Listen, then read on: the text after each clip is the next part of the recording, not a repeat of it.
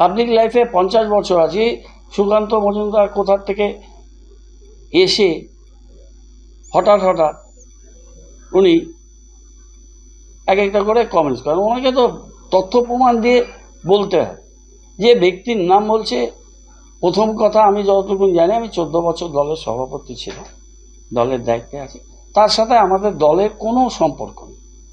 দিনে 2 বার ব্যবহার করো স্টপেজ ক্রিম আর নিজেকে রাখো evergreen. Keya Seth aromatherapy stoppage cream, আর খুঁজে পাও নতুন আমিকে। কোনো সম্পর্ক। আর আমার সাথে কোনো ঘনিষ্ঠতা, এটা তো খুব অদ্ভুত কথা। কোনো ব্যাপারই নেই। এখন শিলিগুড়িতে বা উত্তরবঙ্গে কিছু হলে যদি আমার নাম কেউ নিয়ে নেয়, যা তার ব্যাপার, কিন্তু যে বলছে তাকে তো সেই ঘনিষ্ঠতার প্রমাণ দিতে হবে। বিভিন্ন এজেন্সিস আছে, তারা দেখুক, ইডি আছে তারা দেখুক, অন্যান্য যারা আছে, যে ল অফ দি ল্যান্ড তারা দেখুক। সম্পূর্ণ অনেস্টি নিয়ে পাবলিক লাইফে কাজ করি। উনি জানেন না এই ব্যক্তিটি যে গোয়ালতলি মোড়ে ফাঁসি দেওয়া, আমি আজকে জীবনে প্রথম বললাম, যেখানে 44 বিঘা জমি আমাদের পৈতৃক সম্পত্তি, যার দাম 10-15 কোটি টাকা হবে। ওইখানে বিভিন্ন কিছু চাষের জমি আছে, কিছু বাড়িঘর বানানো আছে এবং অনেক জমি ফাঁকাও আছে।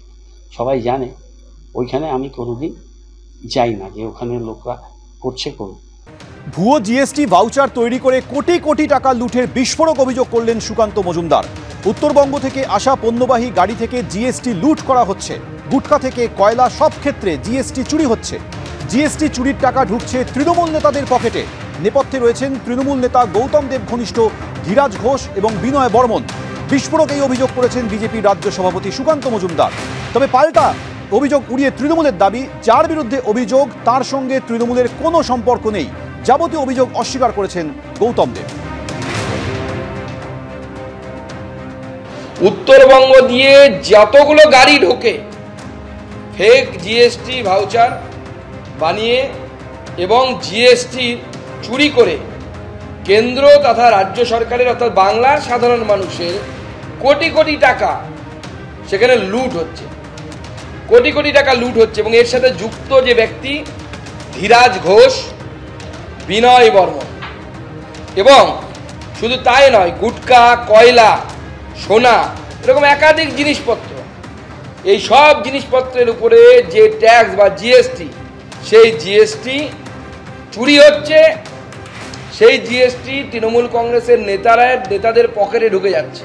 এই একটা দলিল, শ্রী ধীরাজ ঘোষ, সন অফ দেবব্রত নাথ ঘোষ, এই যত দলিল দেখতে পাচ্ছেন সবগুলো একজনেরই নামে। মোট 400 খানা জমি আছে, আমরা 145টা বের করতে পেরেছি। ধীরাজ ঘোষ তৃণমূল কংগ্রেসের নেতা, আমাদের এখন এসডিডিএ চেয়ারম্যান গৌতম বাবুর অত্যন্ত ঘনিষ্ঠ।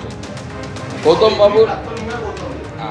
বাবুর অত্যন্ত ঘনিষ্ঠ, তৃণমূল কংগ্রেসের নেতাদের সাথে দহরম মহরম, তৃণমূল কংগ্রেসের নেতারা সবাই তাকে নামেছে, সবাই। ধীরাজ ঘোষ, যার বিরুদ্ধে অভিযোগ যে তিনি জিএসটি চুরি করছেন, তার স্ত্রী রাজ্য সরকারের জিএসটি অফিসার।